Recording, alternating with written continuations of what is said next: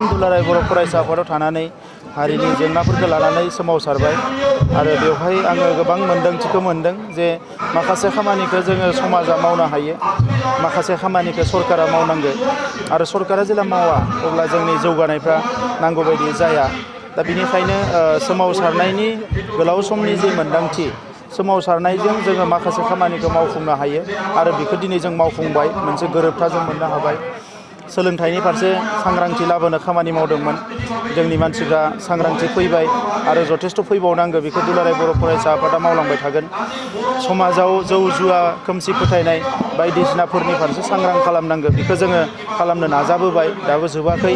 आद्रा थानायखौ दुलाराय बर' फरायसा आफादा मावलांबाय थागोन बा हारिनि आफादफ्रा मावलांबाय थागोन।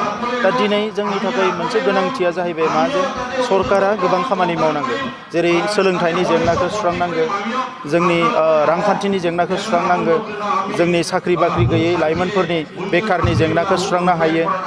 गोबां जेंनाफोर दङ जायखौ सरकारा नांगौ बायदियै मावोब्लानो सुस्रांनो हायो। नाथाय जों नुनो मोनदों जे बेखौ नांगौ बायदियै खुनु बिथांखि लायैखाय मावैखाय दिनै बेफोर जेंनाया गोग्लैसोनानै दङ।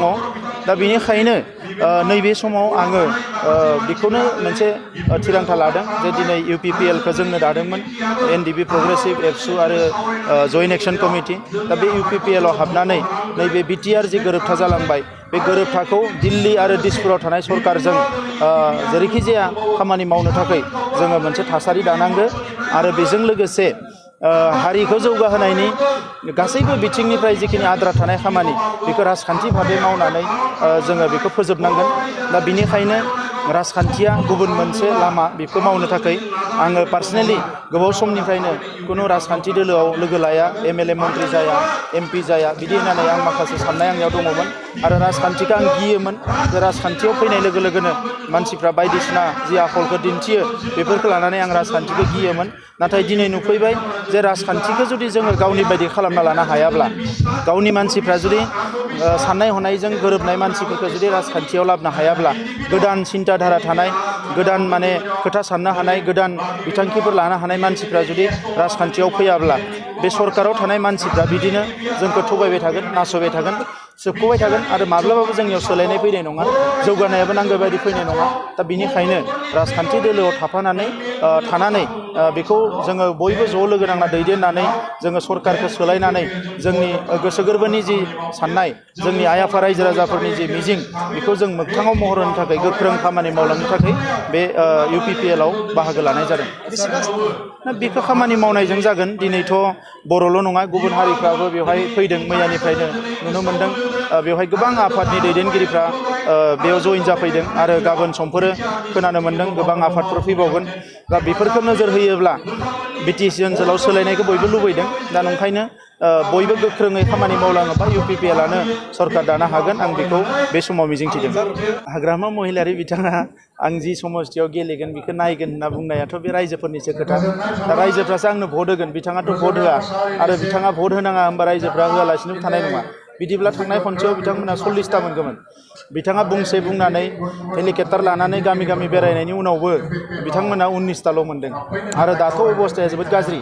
थांनाय पार्लियामेन्ट इलेक्सनाव नायोबा क'क्राझार लकसभा समस्तिनि सिङाव बिसोरो गासै 4 सिटआवल' देरहाना दङ आरो बे क'क्राझार लकसभा समस्तिनि सिङाव बिसोरनिख्रुइ जों बांसिन अलरेडि लकसभानि भटखौ नायोबा जों देरहाखानानै दङ।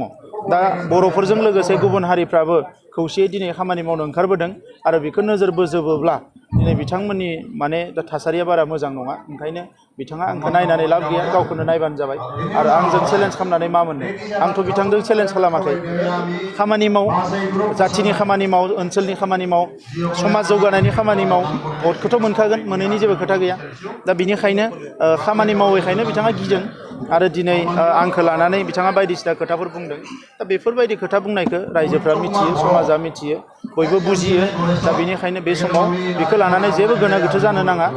जोङो बयबो खौसेयै खामानि मावोब्ला सरकारा जेरैखि जाया सोलायगोन आरो मोजां मानसिफोरनि आखायाव गोहोआ फैगोन आरो गोरिब गुन्द्रा आइ आफा रायजो राजा बयबो जयै माबा मोनसे मोननो हानाय सरकार फैगोन, आङो बेखौनो मिजिंथियो।